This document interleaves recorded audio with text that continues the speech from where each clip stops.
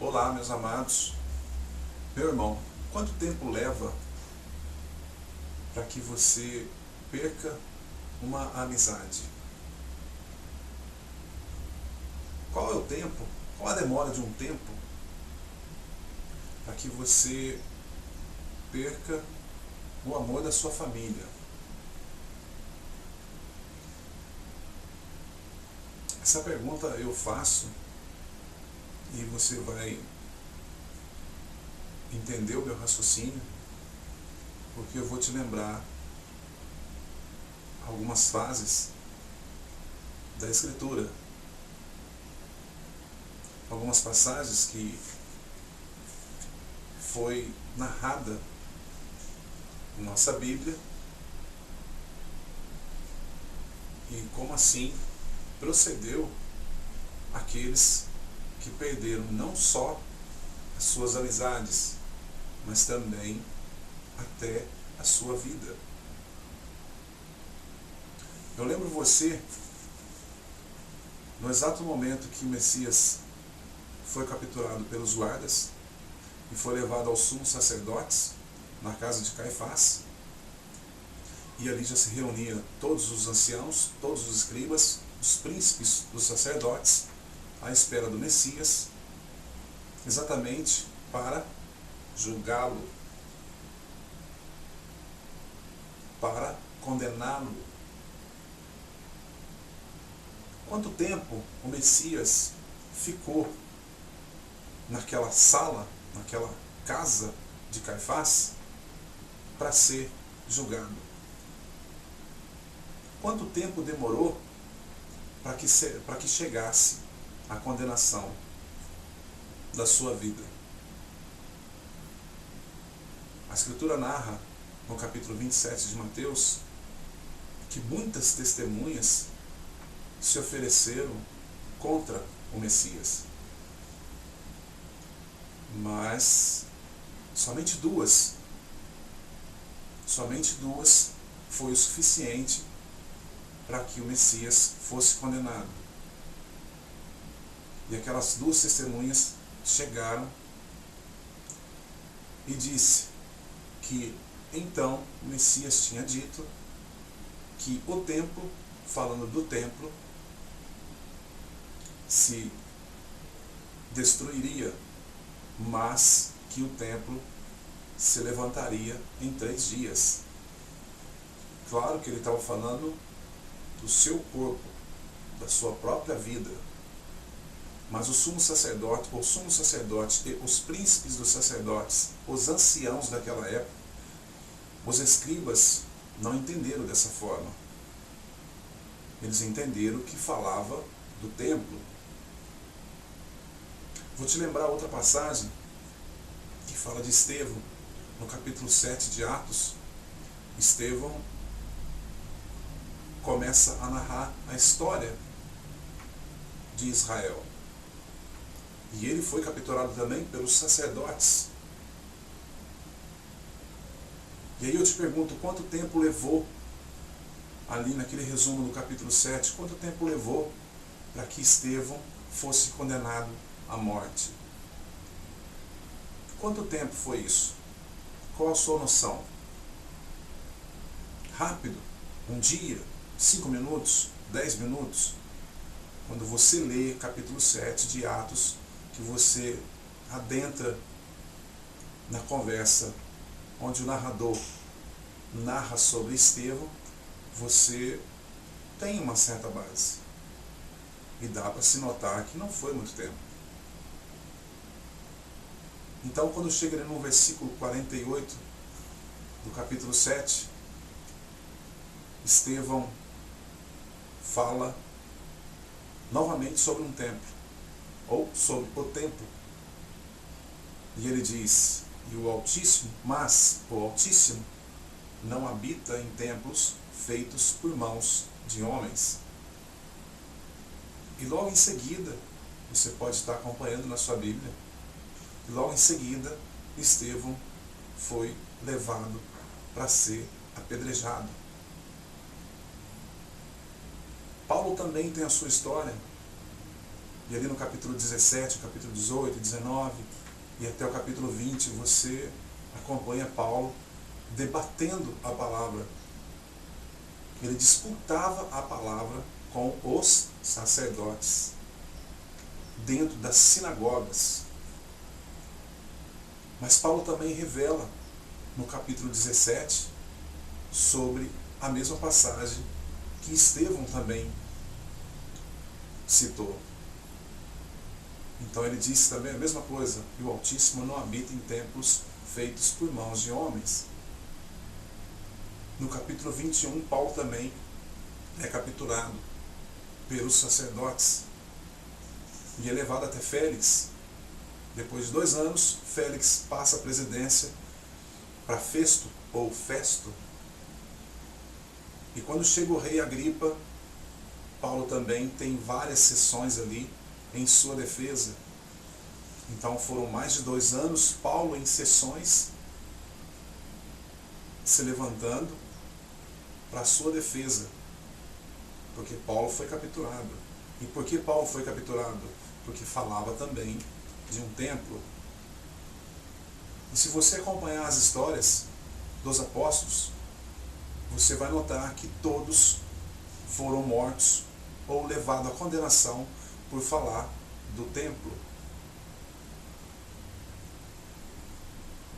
Por isso eu te perguntei, quanto tempo leva para que você perca uma amizade? Principalmente quando você passa uma verdade a qual ela não acredita, você acabou de perder a sua amizade. Quando você tem um louvor da sua família, e principalmente quando há religião englobada ali entre você e a sua família, que você leve uma verdade para a sua família da Escritura, da Bíblia. Se a sua família pratica uma religião, você perde esse louvor. Mas no passado, o que consta na Escritura é que homens perderam a vida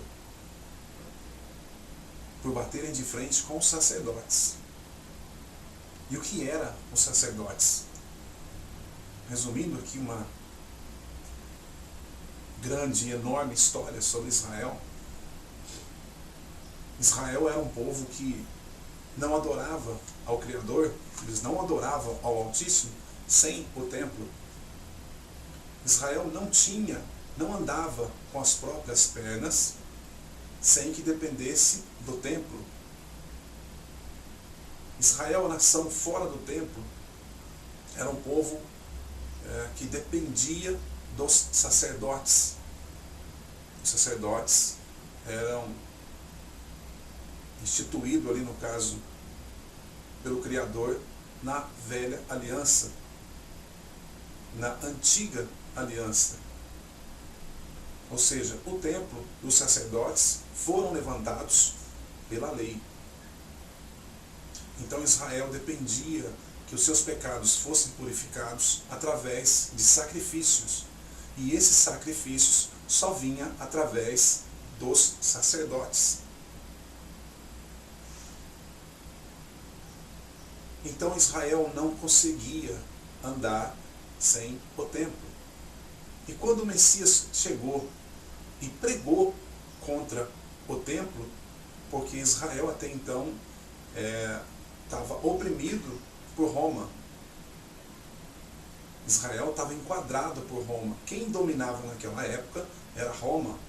E já desde então, há um tempo atrás até, Israel esperava o Messias, esperava o ungido. Mas Israel queria esse ungido, queria esse Messias, exatamente para que fosse feita uma guerra contra Roma.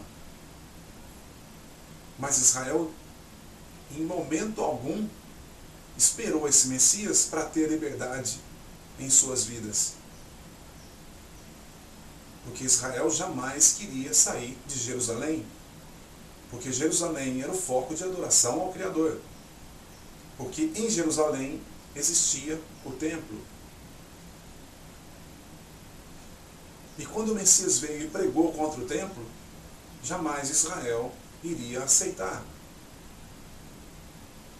Porque o templo é a vida de Israel, ou era até então a vida de Israel. Sem o templo, sem a arca e sem o altar para o sacrifício de pecados, Israel não adorava.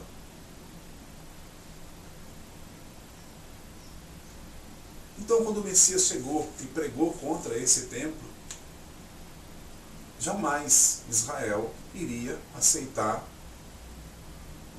tal provocação. Porque para Israel, quando se falava do templo, mal do templo, falava mal do Criador. Por isso, exatamente, o Messias foi levado à morte. Os apóstolos que vieram logo em seguida, e os seus discípulos, como Estevão, entendeu a mensagem do Messias. Principalmente quando o Messias encontrou uma mulher samaritana e revelou a ela, a essa mulher, que o templo não serviria mais para adoração. Os apóstolos entenderam isso, que o Messias pregava contra o templo, fazendo assim filho do Criador, enviado pelo próprio Pai, para exatamente ser feito o que foi feito: tirar Israel do templo. Pois também o Messias já sabia que o templo iria ser destruído. Por isso ele narra em Mateus 24 essa passagem, citando também Daniel, que também citou sobre o templo, que iria ser destruído. Em cima desse templo iria se criar um novo templo em uma outra adoração de um outro povo. Então o Messias veio pregar o Evangelho, pregar a graça, como está no capítulo 1 de João, quando João narra da seguinte forma: pois a lei foi imposta por Moisés, mas a graça veio através do Messias. E quando se havia um templo, tinha que haver também a lei. A lei e o templo seguiam automaticamente juntas. Uma não se separava da outra. Mas quando chega ali em Mateus, no capítulo de Mateus, capítulo 11 de Mateus, no versículo 13, que você pode estar acompanhando e pode estar lendo, que o Messias diz que os profetas e a lei profetizaram até João, então você começa a entender que a lei está ficando para trás. E se a lei, o templo anda junto com a lei sendo anulada, anulado também está o templo. Anulado também está a adoração, a prática de sacrifícios estão sendo anuladas. Quando você lê o capítulo 8 de Hebreus, bem no finalzinho do capítulo 8, você pode entender que ali o narrador cita duas alianças, uma antiga e uma nova. Mas ele diz dessa antiga que já se torna velha. E ainda mais, ele diz que essa aliança se torna, por ser velha, se torna antiquada. E ainda mais ele diz, aquilo que se torna antiquada é esquecida. Portanto, ele está dizendo que a lei, ou a antiga aliança que era tratada, a lei, está sendo esquecida. E que uma nova aliança estava no momento chegando. Portanto, se a lei estava sendo esquecida, o templo também automaticamente estava sendo esquecido. Dentro do templo, ou fora do chamado templo, existia o altar, onde as igrejas hoje, porque todo o templo que é levantado, toda a alvenaria que é levantado para adoração, para cultos, ou para que seja, para comentar, para falar da Escritura, nem todo o templo, nenhum deles foi levantado sem constar com a antiga aliança. Todo homem que se propõe em levantar uma casa, que chame ali casa de Deus, casa de oração, casa de adoração, que chame ali casa do Pai, que chame ali reunião entre os irmãos, que chame ali de igreja, ela é levantada através da antiga aliança, através da lei, porque a nova aliança não consta, não tem respaldo algum para que um homem levante uma parede e chame ali casa de oração, casa de adoração ou coisas assim. Só que quando você olha para a Escritura, principalmente na nova aliança, você começa a entender que a lei foi descartada. Paulo chega ao extremo de dizer, em Filipenses capítulo 3, você pode estar olhando, lendo todo o capítulo, de todos esses versículos que eu estou te passando, não estou te passando versículos isolados, versículos soltos da Bíblia, para que eu possa te enganar. Todos esses capítulos eu peço a você que leia ainda 1, 2 capítulos antes, até para que chegue no versículo em que eu estou te passando, para que você entenda o que eu estou não te ensinando, mas o que a própria palavra está te revelando. Então, em Filipenses capítulo 3, no versículo 8, Paulo chega ao extremo de dizer que tudo que ele aprendeu da lei se tornou para ele um lixo. E ainda em outras versões ele diz que a lei se tornou para ele esterco.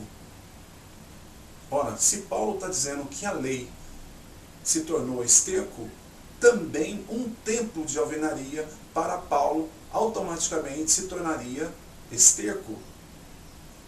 Um templo trazendo para hoje igrejas. Se Paulo estivesse aqui, ele ia dizer que as igrejas para ele são estercos, são esterco, são lixos. Ou, para singular, todas as igrejas é um lixo. Paulo iria dizer a mesma coisa, porque o templo acompanhava junto com a lei. E hoje as igrejas acompanham também a antiga aliança. Todas as igrejas formadas hoje pelos homens é seguido da lei. Só que o Messias já quebrou essa lei.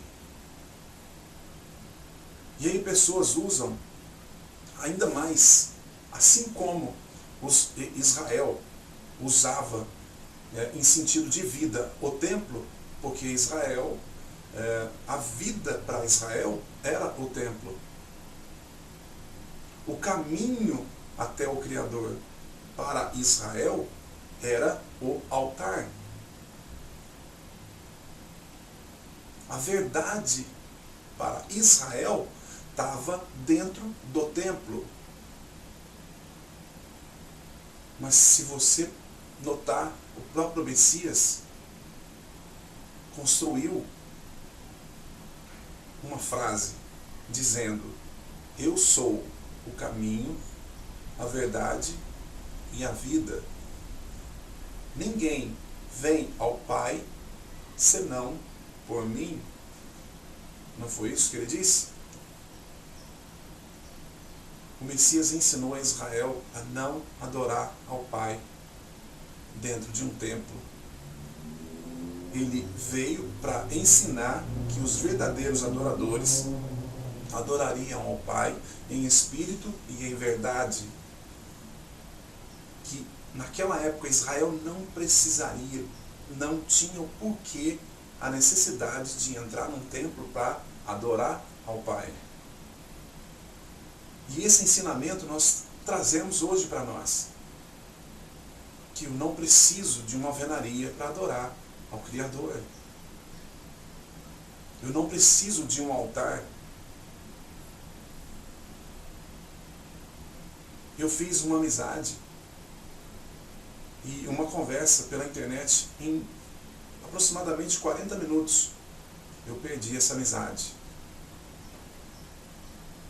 Quando ela própria citou algumas coisas da Bíblia e citou para mim o altar. E uma simples pergunta eu fiz. E a pergunta foi: onde é na Escritura que alguém possa me mostrar, e assim você também que está vendo esse vídeo, onde é que uma alma subiu no altar viva e desceu viva, a não ser Isaac, filho de Abraão. Qual foi uma outra alma que subiu no altar vivo e desceu dele vivo? Porque altar, pela Escritura, você só consegue entender que as vítimas subiam no altar e eram mortas. E hoje você faz um templo, e dentro desse templo você coloca esse altar, e nesse altar você entrega a sua vida. Diz os intitulados pastores que quem entrega a vida ao altar entrega a Deus.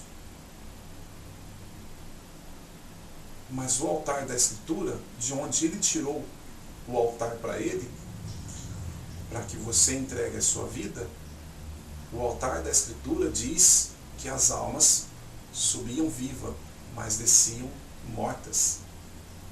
Então essa pergunta fica no ar.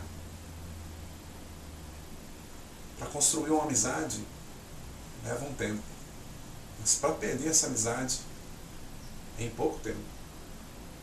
Basta você falar uma verdade, principalmente quando essa verdade ela vem em cima de uma religião, em cima de uma crença. Basta poucos minutos para que você perca essa amizade. No passado, os nossos líderes, eu posso dizer que eram meus líderes, os meus guias, perderam a vida falando a verdade aos sacerdotes. O Messias veio pregar contra o templo e os sacerdotes os mataram, ou o mataram. Os sacerdotes, na época, não tinha outra opção senão viver pelo templo. Eram os levitas que comiam do sacrifício do próprio altar. E se os sacerdotes perdessem naquele tempo o templo, certamente eles iriam ter que trabalhar. Só que o Messias, no capítulo 7 de Hebreus, também diz ali que ele é o sumo sacerdote. E ele eliminou os sacerdotes, eliminando assim também todo aquele que se faz um líder dentro de uma parede.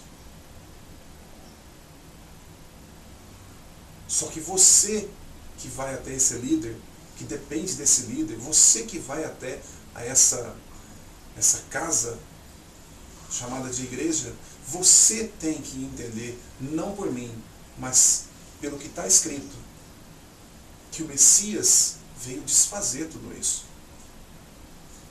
Não existe respaldo algum para que um homem levante uma casa e chame ali de igreja. Pela Bíblia, não. Não existe respaldo. Muito menos quando um louco, posso chamá-lo de louco, um líder desse chamado de louco, faz um altar para que você entregue a sua vida nele. Se for levar pela realidade da Escritura, você sobe no altar, mas desce de lá morta. Porque é assim que os altares da Bíblia nos traz a explicação. Eram vítimas que subiam vivas, animais, e desciam mortos. E até mesmo os sacerdotes comiam dessa carne. Então fica aí para você pensar, analisar, e para ver se você está realmente certo no que está fazendo. Se você precisa realmente de um líder e precisa realmente dessa parede para adoração. Eu continuo batendo de frente com os amigos, com a minha família, porque na verdade eles não têm verdade alguma. eu também não sou o dono da verdade, tenho muito que aprender, mas até onde eu aprendi, eu tenho a certeza absoluta que os religiosos não podem combater essa verdade, ainda que ela seja pequenininha, ainda que ela seja muito pequena. Os religiosos, eu digo, de líderes de igreja, e até mesmo quem vai à igreja, não tem como debater. Então, cai na passagem de João 10, onde o ladrão vê ver o lobo e foge. É assim que acontece. Quando as pessoas não têm argumento para te provar o contrário, elas perdem a amizade que tem por você. E seja ela de quanto tempo for. Essas pessoas religiosas não vão entender que você é seu amigo, que no caso você é amigo deles. Eles vão entender que você é um herege, que você é o errado da história e que eles não têm que ter amizade com você. Eu tinha várias amizades. Essas amizades eu perdi. Hoje eu tenho como oi, pessoas que vinham na minha casa diariamente, hoje eu tenho só por oi. Minha família, parentes, todos se afastam. Mas na verdade é que ninguém mostra o contrário para você. Enquanto isso, você está sendo para eles o herege. Mas na verdade, quem está sendo o herege, quem está sendo falso, quem está sendo na verdade um idólatra, não somos nós que saímos do sistema. Mas fica aí para você analisar, para você refletir. E para você também pensar se vale a pena a sua amizade ou vale a pena a verdade que você vem aprendendo. Que todos ficam na paz do nosso Messias, nosso único Salvador.